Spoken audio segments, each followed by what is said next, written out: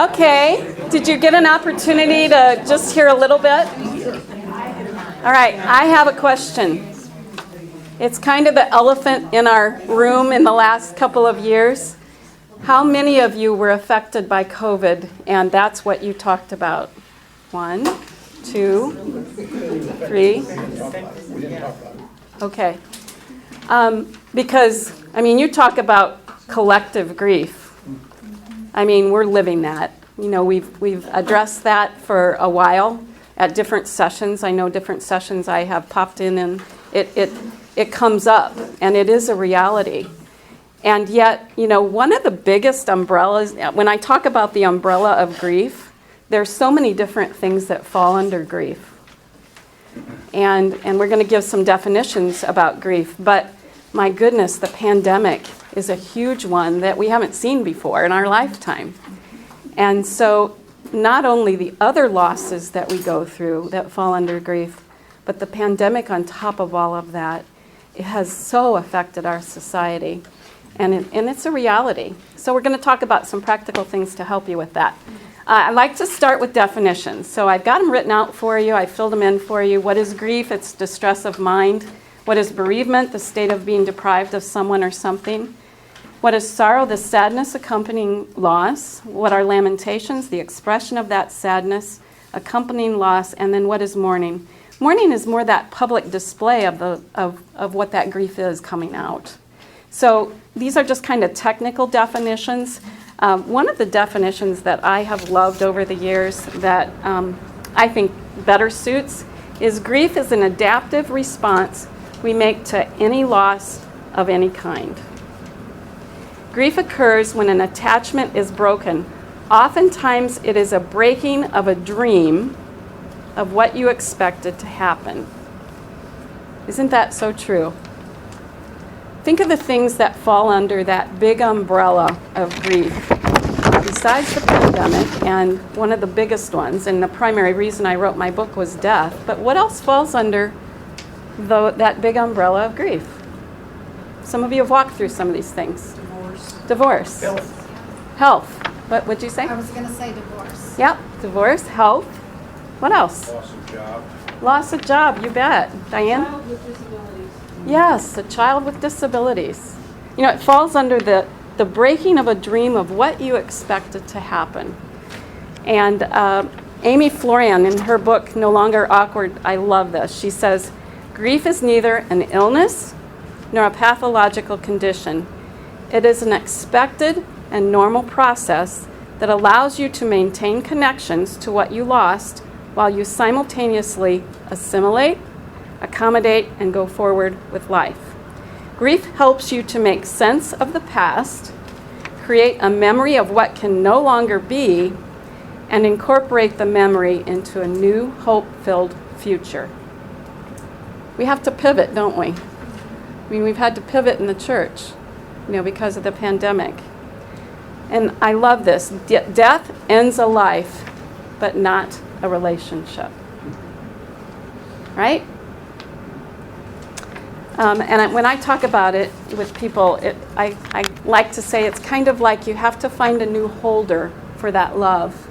When it's a death of a person or someone that you loved, you can't touch them, you can't see them, you can't talk to them anymore.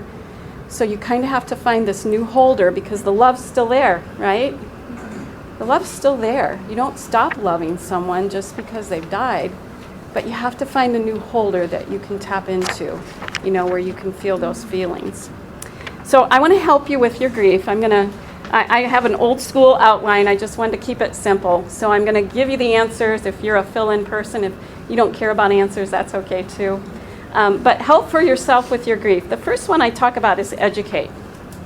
If you can educate yourself about anything, it helps. This is across the board.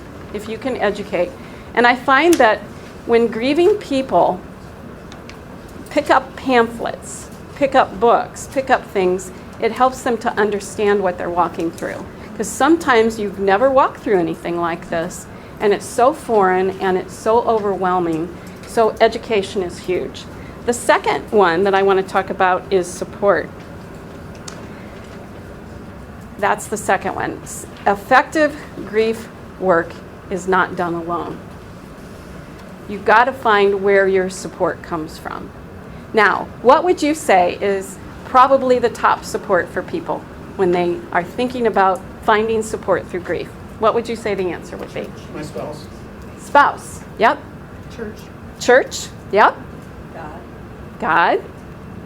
Sometimes God gets, one of the problems is sometimes people pull away from God.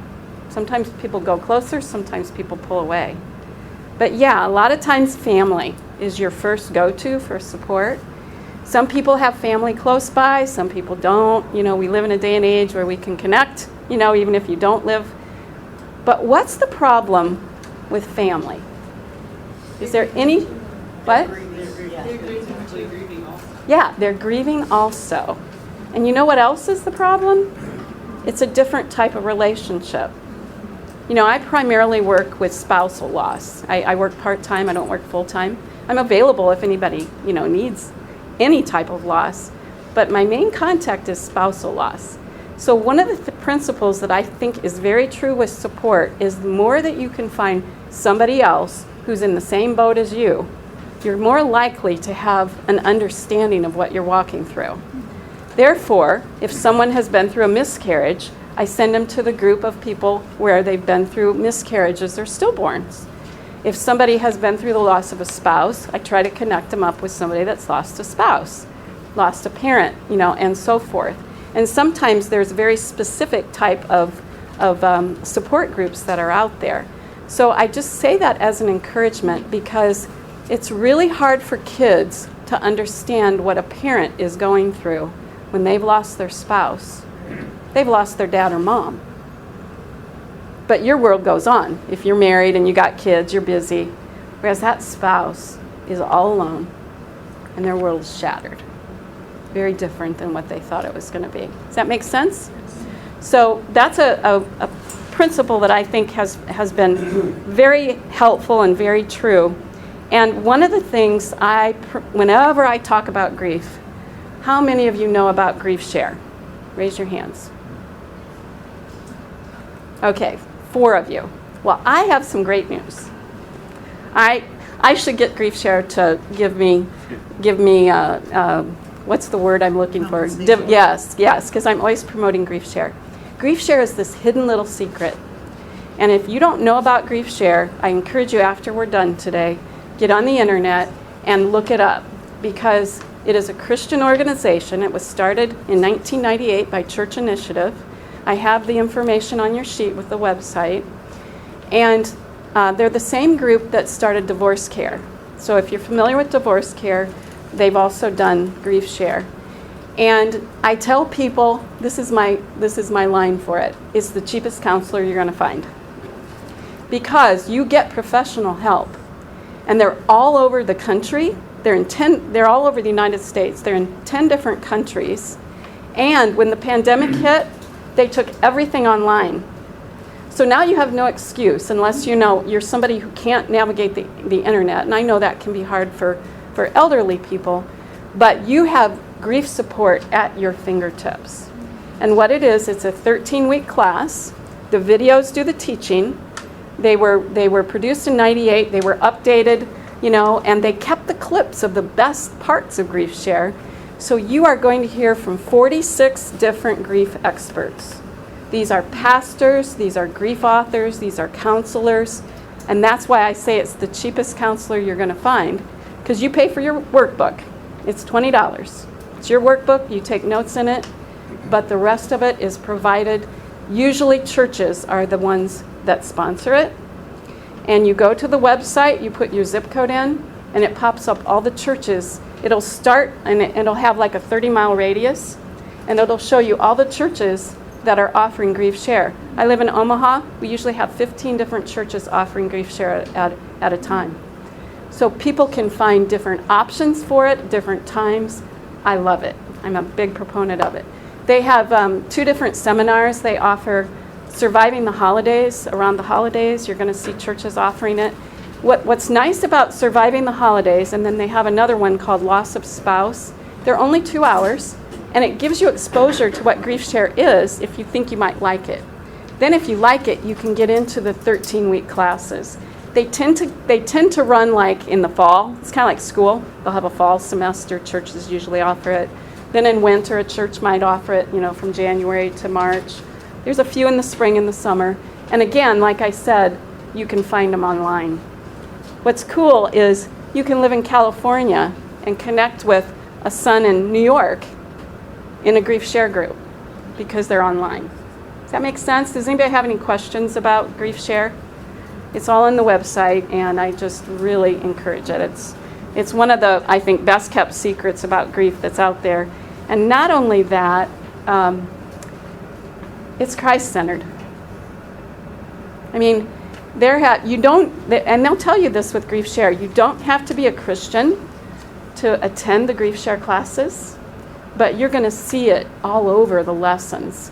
And what a opportunity to minister into people's lives at some of the hardest moments that they've had. Yes, you have a question? Yeah, is it like a number of people online at the same time, or there's a lot that tune in and you just have the counselor and you as well? Okay, the question is, are there a number of people online at the same time? What it is the people that usually facilitate Grief Share are not trained people. They're volunteers in the churches. You can have a staff person, or you could have, a licensed counselor, but the program is set up that you could administrate it. So if you did the online class, you could be the person that is administrating it for your church, and the videos you see online. The videos are where the professional counselors and the ministers and the different people are coming in. Does that make sense? Is that just death specific, or does it cover something? Grief Share is death, and they do draw a line about that. They are very careful about if you have somebody that has Alzheimer's but they haven't died, even though that can be a long death.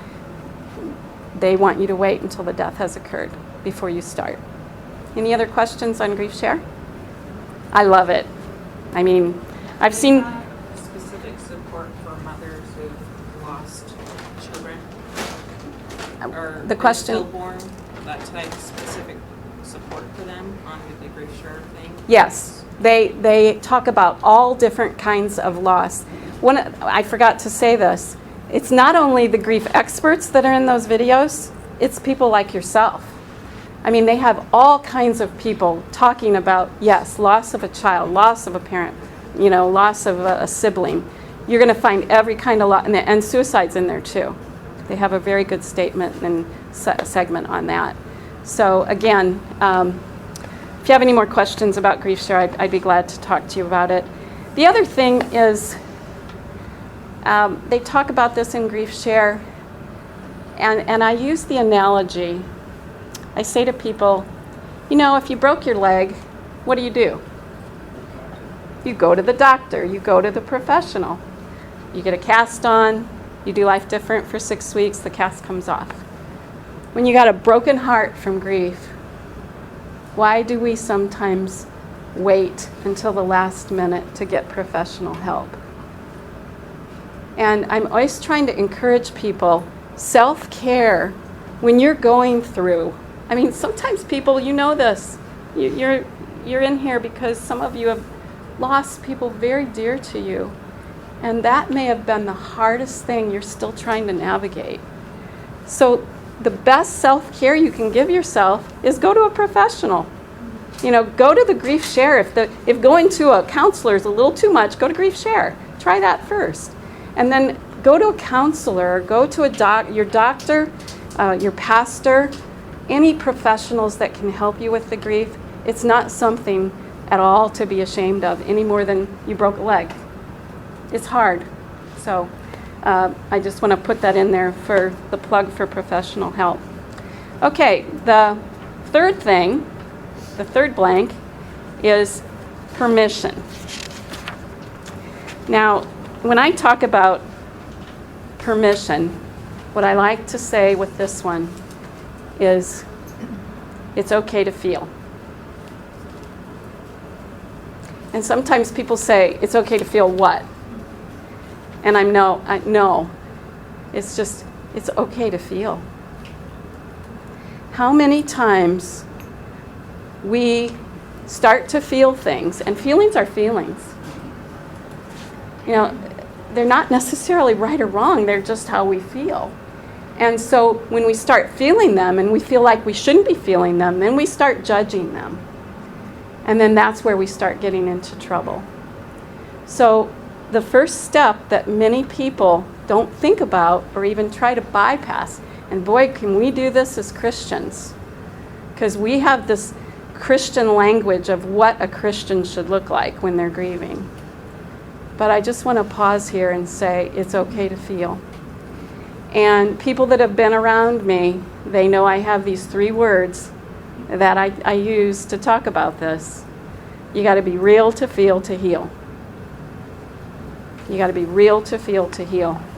And here's what I mean by that. You know what? I'm jumping ahead. Under the practical ways to grieve, that's on the back of the side. That's where I'm just hitting that point. I'll come back to it. But let me talk about what I mean by you've got to be real to feel to heal. And I talk about this in my book under the word heal. When you're walking through grief, and I say you got to be real, that's allowing yourself to feel the feelings. You got to be real to feel. Here's the problem. When you love somebody and you start being real and you start feeling, it hurts. It hurts like the dickens. And who likes to hurt? Nobody does. You know, I don't want to walk that direction. So the tendency is when you start to go through those feelings and to recognize what they are, you try to go around them. And you can. You can go around your feelings. And I'm not talking about every once in a while. What can become a pattern of going around the feelings can become very unhealthy grief. And, you know, a quick way to summarize it, it's the use, abuse, addiction pathway. Because you can numb your feelings and you can go around them. You can drink them away, you can drug them away, you can gamble them away, I had a lady who was shopping them away. I was in her home and she said, "That's me." And she said, "Sharon, look over there." And I looked over and she had a pile of stuff in the corner. She said, "Every day on QVC, I'm practically buying something every day." She said, "You know why? I got somebody coming to my door. I got something to look forward to. I get to open it. You know, it's that adrenaline." And then she said, you know, every once in a while, maybe 1 out of 10 things she uses. But most of them, they just sat there. And it became an addiction for her. She wasn't trying to become an addict, but she was in an unhealthy way avoiding her pain. So that's what I mean by you got to be real to feel to find that healing. Now, what I'm not saying in contrast is you should feel your pain 24/7. Who'd sign up for that? Nobody. You know, that's totally unhealthy. So it's kind of a back and forth. Let yourself feel what you need to feel, get a break from it. Feel what you need to feel, get a break from it. And that's kind of a rhythm that grieving people are navigating when they're doing it in a healthy way of allowing yourself, maybe you'll set a timer. You know, some people, it helps if they set a timer when they're having those really strong emotions and feelings. They set a timer and they allow themselves to feel what they need to feel, and they know that when that timer goes off, they're shifting gears. But it's kind of like releasing that pressure. And that's so healthy, you know, to do that. So that's healthy grief versus unhealthy grief. The fourth one for helping yourself with your grief is to go to God. And we all know this as Christians. We all know how important it is to bring God into our grief and let Him help us process this. The challenge is sometimes, like I said before, we've never been in this place with God before. And it's really dark. And it's really lonely. And it's scary. And when you get to that place and you're like, God, why am I feeling this way? Where are you? You know what it reminds me of? The Psalms. The Psalms are loaded with laments. And I love that God let the Psalms, and there's other places, Lamentations and other places that we see laments, but I love the fact that we have a model of what we can do in all honesty with our feelings. We can go to God with whatever we're feeling. He already knows what we're feeling. We might as well be honest about it. And that's what the psalmist does. They say there's around, I've read different things, 67 out of the 150 that have a lament portion within the Psalms. And here's the cool thing. All of them, when the psalmist, and sometimes it's a phrase, sometimes there's several verses together, but all of them end in praise. It's like, and David's the main one, as David goes to God, why is my soul so downcast? And by the end of the psalm, or even sometimes in between, in the middle of the psalm, put your hope in God. He's telling his soul, put your hope in God. But he's going to God. That's the point. He's going to God with whatever he's feeling. And as he goes to God, God changes his heart. And by the end of the psalm, he's praising God. There's one exception. Does anybody know what it is? Zach? Psalm 88. Psalm 88 is a dark psalm. There's beautiful truths in it, but it's not a pretty psalm. All the rest of them, though, they end in praise. And I just love that we can go to God and know that he loves us. But the problem is Satan likes to come in when we're grieving. And when I talk about going to God, it's discerning the difference between truth and lies. Right? Because God's truth doesn't change. But boy, Satan's lies do. And he likes to take God's truth, twist it just a little bit. Why did God take your loved one away? Why did you do this, Lord? Those questions that get us wondering and asking the questions that make us want to pull away from God rather than to God. And remember, even though the lamenting is being honest with God and some hard things sometimes said, you're still going to God. You're not going away from God. And I talk about this in my book under the word trust. Because one of the things that I was trying to ask God, well, first of all, there's 30 words that I researched, asking people like yourselves, what are the most challenging things that you have on a grief journey that you could use help with? And so there's 30 words that I looked up in the Greek and the Hebrew, trying to find those gems of truth from the Lord that would speak to you, that would have the Lord speak to you. And one of the ones under the word trust that relates to this section of going to God, a lot of us know the spiritual armor of God, Ephesians 6, verses 11 to 17, where it talks about the armor of God, the belt of truth, breastplate of righteousness, and so forth. But, and some of you may have heard this, the one offensive weapon in fighting with spiritual warfare is what? The sword of the Spirit. Here's an interesting thing. When you look at the Greek word there for the word sword, it is a short, straight sword used for deadly short thrusts. It's not this long, big thing. It's this close combat. I'm going to get you right there. I'm not going to get you. But it's a short, deadly blow. And the word for the word of God is rhema. And rhema is that specific now word. And where do we see the spiritual warfare exhibited most excellently, I think, in all the scriptures? I think of this all the time, is Jesus. when Satan said to him, "Oh, why don't you go, throw yourself down?" What did Jesus say each time? For it is written. It is written.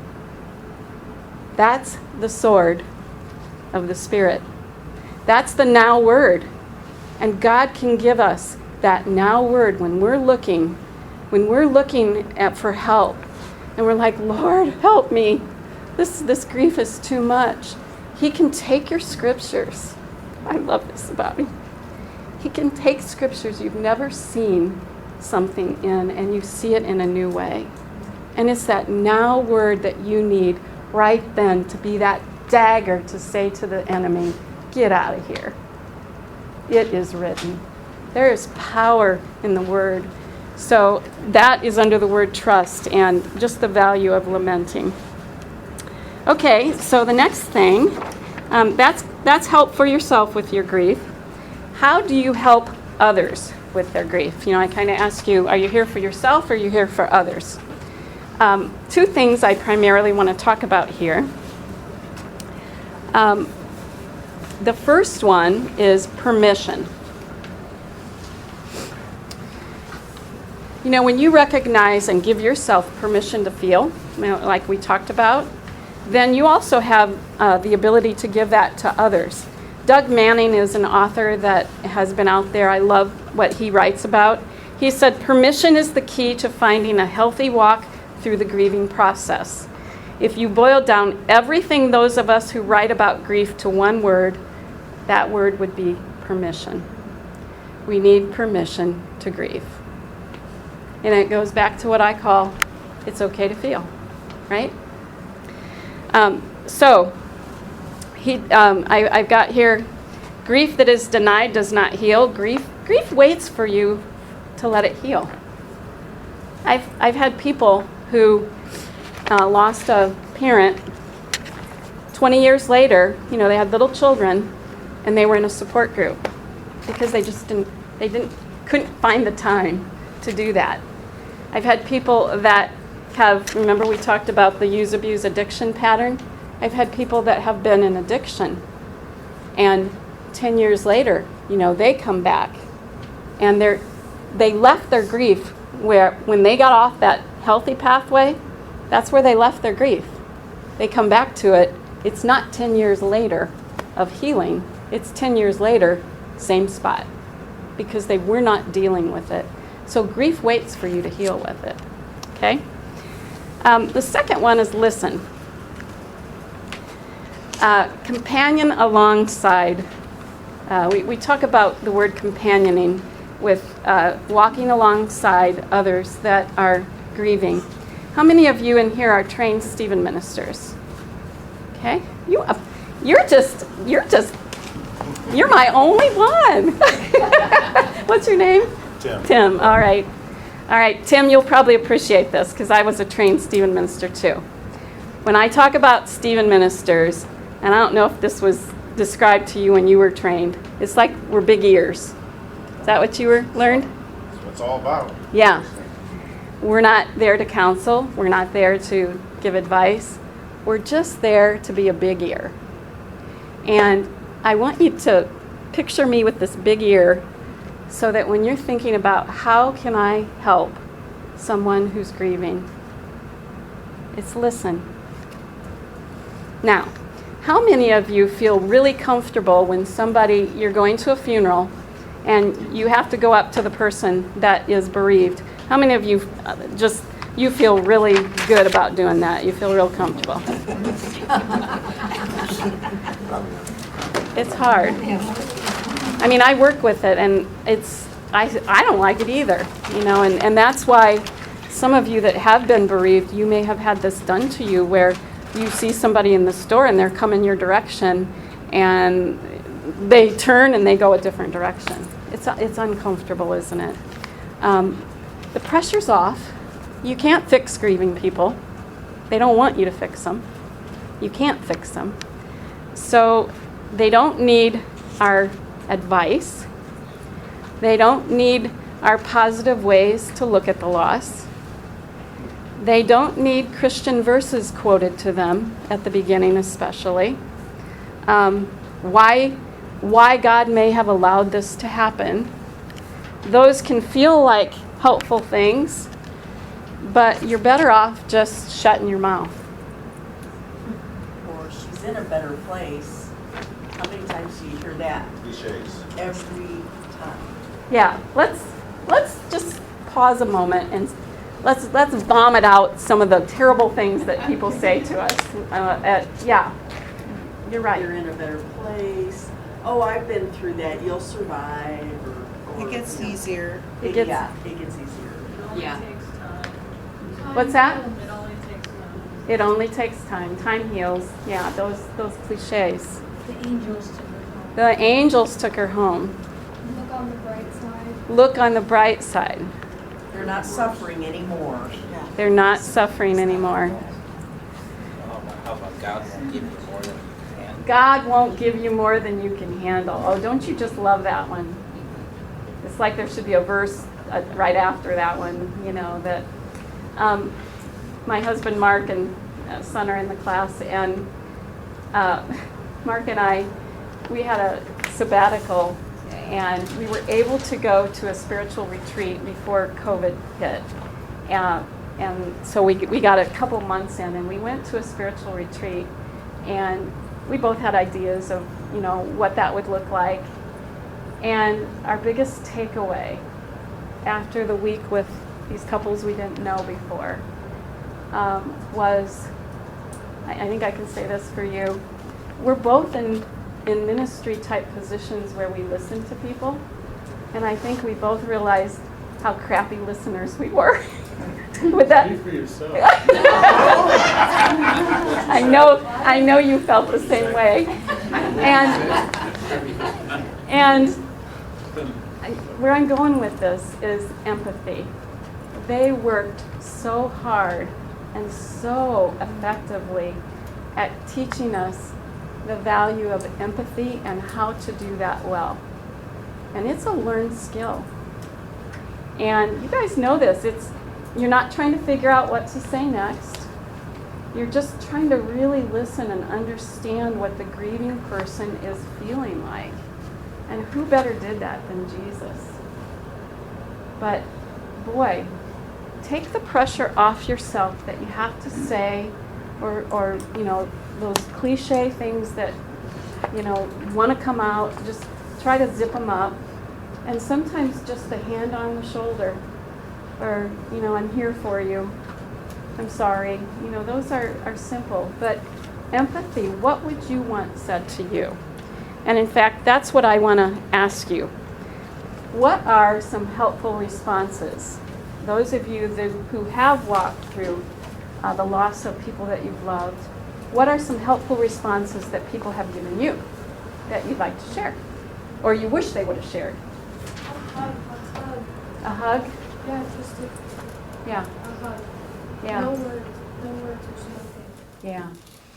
And I know hugs, the challenge with hugs is COVID, that is a reality for some people. I've been through the gamut with it being at a funeral home. In Omaha, we had it, many people I had to call that they couldn't even be with their loved one when they died. And then the funeral could be 8 people. I know everybody's in different parts of the country and it looks different, and that has dramatically changed where I live, but I know there's still parts of the country that are very, kind of locked down, but yes, the hug, when it's able to be received under normal conditions, can be very helpful. What else? I can't even begin to imagine what you're going through. Yep. Yes, Jerry. I'm sorry. I'm sorry, yeah. I'm sorry. That's enough. Yeah.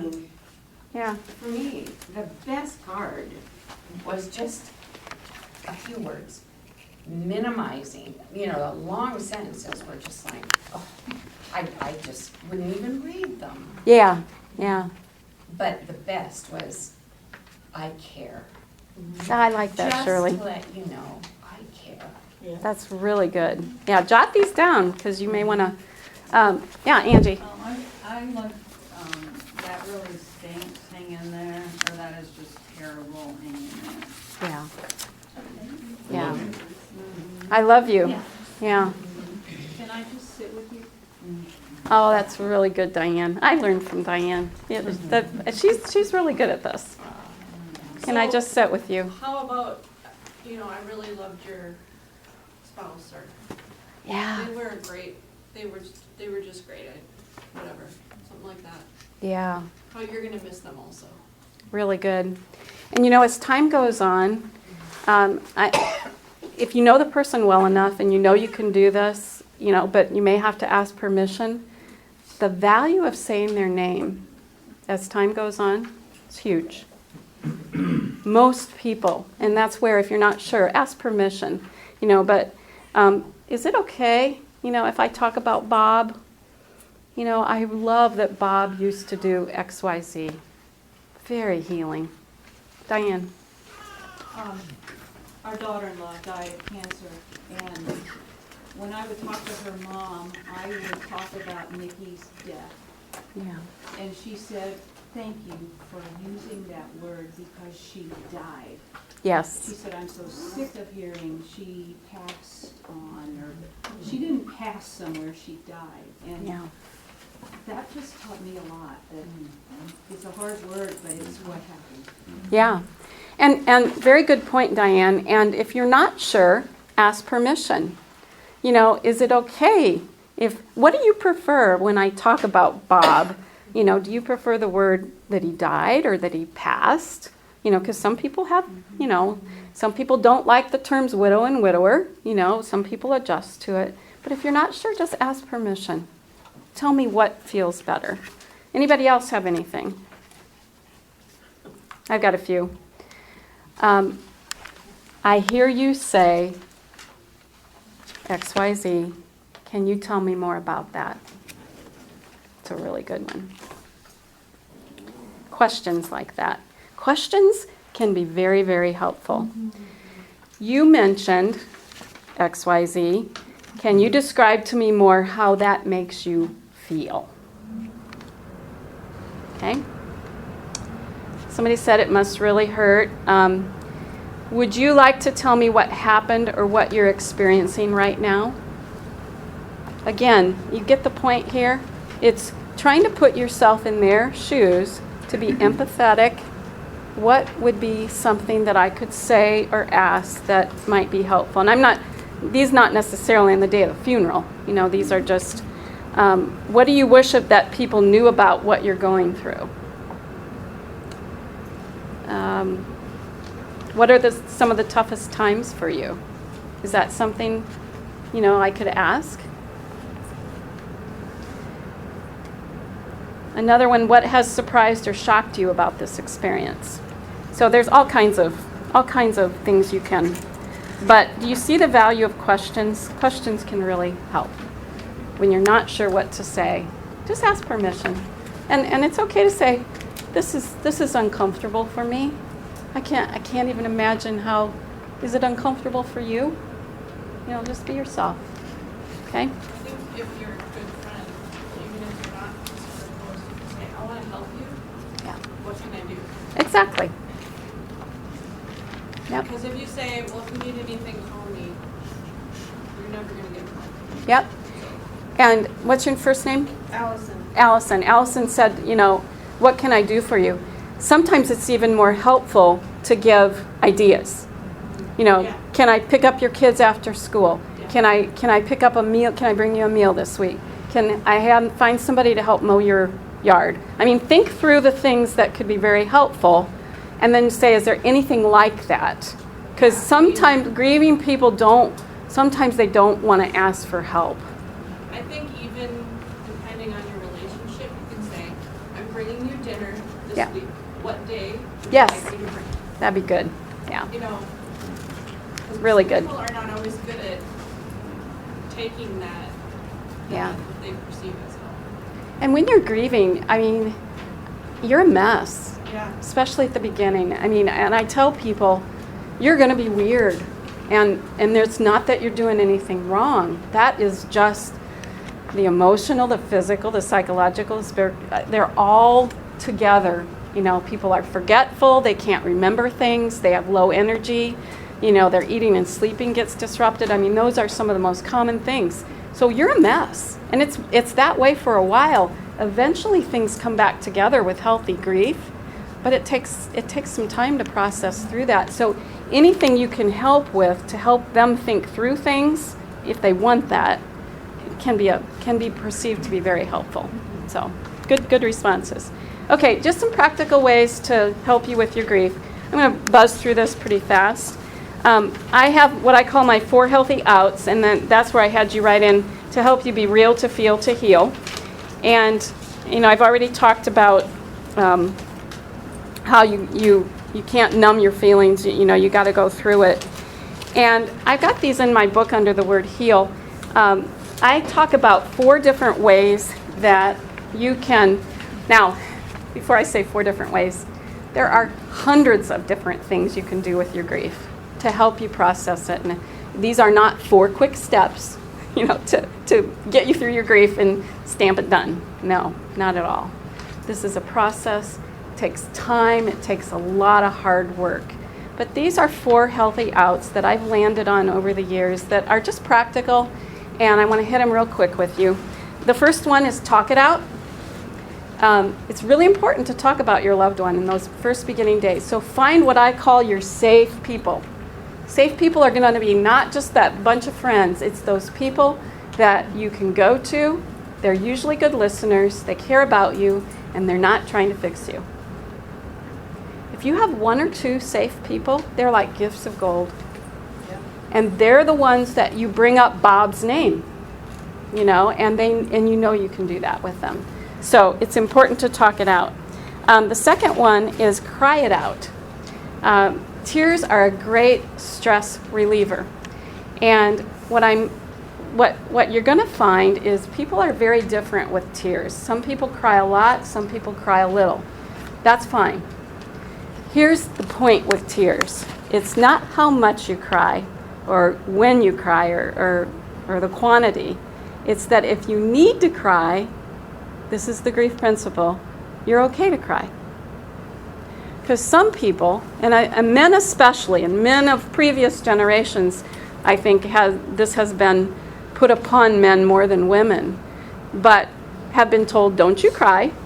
That's like, don't you feel, basically. Or you know, put on that, pull yourself up by your bootstraps, you know. And I mean, these expressions that are basically denying what I talked about at the very beginning, that it's okay to feel. So when you're trying to do that, and if you've been taught that from little, those are bad tapes. And I know parents, that's what they were probably taught. But you know what? Sometimes the tapes that we receive got to be erased, and you got to bring in new stuff. And so give yourself permission that it's okay to feel. And of course, we see Jesus, you know, shortest verse in the Bible, Jesus wept. And it's a very healthy outlet.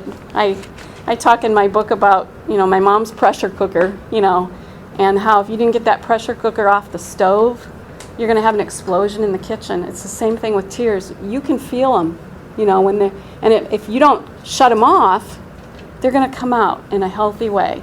And that's not a bad thing. You know, those are, if you get them out, it's good. If they go in, it creates stress. Okay? Third one is write it out. Journaling is a very effective tool. Just about every grief author talks about journaling. And I am a big advocate of journaling as well. I'm going to tell you, I'm going to go through this pretty quick here because of time. The first one that I talk about, I really like this one a lot. If you did nothing else with grief and you did this one, it only takes you about 2 to 3 minutes a day. It's called my 2 sentences a day approach. And here's how it works. Kathy, if I were sitting down with you and you've been through the loss of a child, I would say to you, Kathy, pick a time of day that you know you could journal. You can get a fancy notebook or a journal book. It doesn't matter what it looks like, but this is all that you're going to put in this. And then you pick a time of day that you know you can do this every day. For many people, it might be morning, breakfast with coffee. For some people, it could be at night before they go to bed. It doesn't matter, but keep it the same. So if you're starting this your first day today, Kathy, what you're going to do is, let's say you're doing it at 9 o'clock with breakfast and coffee. Your first sentence is a venting out sentence. It's negative. And what you're doing is you're looking back 9 o'clock today, 9 o'clock yesterday. There's a 24-hour span there, right? So you're thinking about what is one thing that was hard connected with my grief journey in the last 24 hours. And that's what you write down. I was so sad that. I was so angry that. I was so discouraged that. I was so frustrated that. I was so frustrated that I went to bed at midnight and I was so tired and I woke up at 3 and I couldn't get back to sleep. Very common at the beginning of a grief journey. So you write that one sentence that is your negative venting out sentence. This is how you're being honest to be real and feel, right? It's one negative thing. You could put 20, but we're only doing one. At the beginning, you can write 20. The second sentence is a positive sentence. Same principle. What's one good thing that happened in the last 24 hours connected with your grief journey? It's not about the weather. It's not about politics or, negative or positive. It's connected with your grief. And those statements are, I was so happy that, I was so encouraged that, I was so blessed that, I was so surprised that. I was so surprised that the neighbor came over and brought muffins and asked to talk about Bob. And that blessed me. So you keep those two sentences going. They're very short and sweet, and the idea behind it is you are looking for the good things that are going on in the midst of all the pain and suffering. Because the good things are also happening, but if you don't look for them, you're not going to find them, or you won't see them as easily. And so also, if you look back 3 months, 6 months, and you look back, you're going to see some of the things that were really hard for you when you first started this. They're not a problem anymore. You're sleeping better. You're eating better. Now, there's new problems sometimes at 6 months that weren't here. Does that make sense? But grief is like a roller coaster. It's not stages. That's old writing. It's all over the place. And it's slippery. Okay? So that's the 2 sentences a day. The second one is writing to God. I'm just not going to say a lot on that one other than it's the value of lamenting. We kind of talked about that already. And you can use the Psalms as your opportunity to go through those and just write to God. Third one is, this one gets people sometimes, but hear me out on it, is you can write to your loved one. You can have, each of these is a separate journal if you try it. You're writing to your loved one. Most people don't realize that almost everybody talks to their loved one. But they just don't go around talking about the fact that they talk about their loved one, because then they would look like they're weird. And the secret is almost everybody talks to their loved one. They talk to them in the chair that they used to sit in. They talk to them at night before they go to bed. They talk to them at the gravesite or the urn. You know what I'm talking about? So this is the same type of concept. Instead of just saying it out loud, try journaling that, where you have a journal where you would write to your loved one. And you can write in it as little or as often as you want. But it's just a place for those thoughts that go round and around. Sometimes when it's journaled on paper, it has a different feel to it. And I tell people here, I'm not getting weird on you. They're not writing you back. We're not getting into weirdo stuff. It's purely an opportunity to just, high emotion days. I tell people, if you're a Nebraska fan and you always love to watch the Nebraska game with your husband and he'd be yelling at the refs, she can go to bed at night and say, gosh, I could just hear you yelling at the refs today.